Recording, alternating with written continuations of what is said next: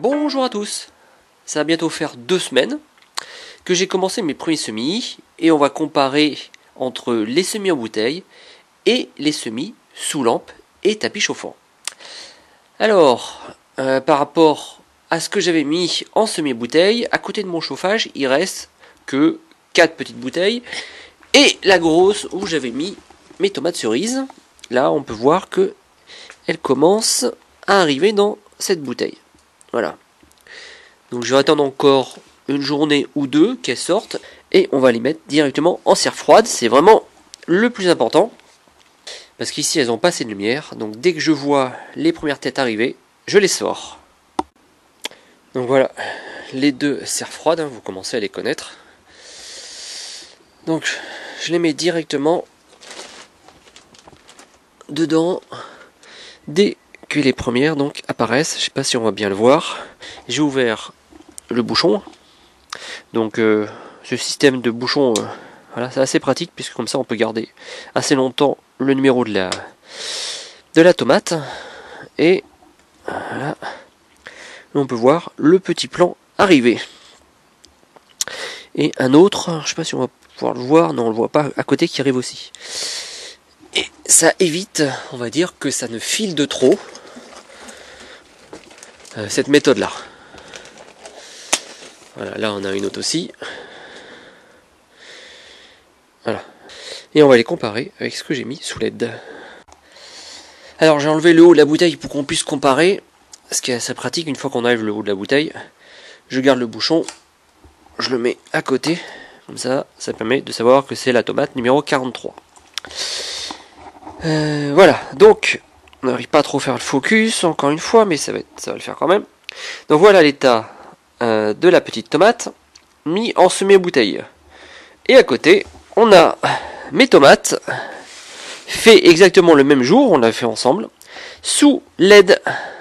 Voilà, ça n'a absolument rien à voir.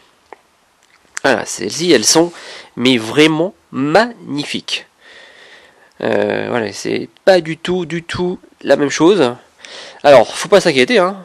Moi, j'ai toujours fait cette méthode-là et ça va fonctionner. Ça va juste mettre beaucoup plus longtemps à arriver.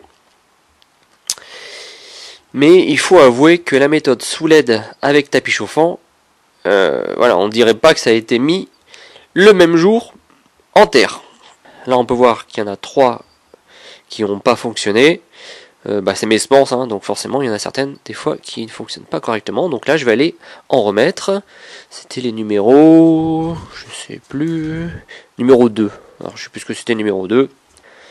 Numéro 2 c'était la tomate ananas, poire ananas. Bref, il va falloir que je refasse celle-ci. Celle-ci c'était la numéro 18.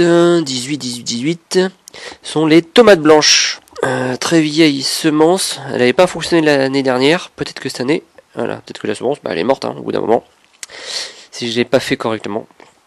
Enfin bref, donc voilà la différence entre les tomates sous LED, vraiment très jolie, hein.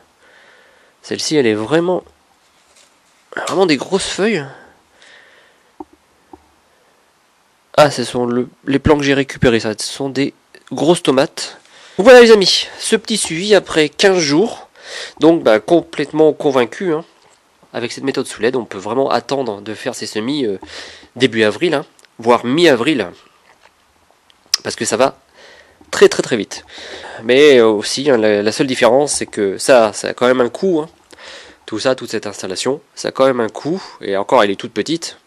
Que ça, c'est gratuit. Et vous inquiétez pas, hein, entre les deux méthodes, les deux vont donner des tomates au mois d'août. Voilà, peut-être que ici, bien sûr, j'arriverai enfin à avoir des précoces que j'avais jamais de précoces avant début août, j'avais jamais de tomates. Peut-être qu'avec celle-là, enfin, on verra bien. Voilà les amis, je voulais vous faire un petit suivi sur ces deux méthodes. Je vous souhaite un bon week-end et à bientôt.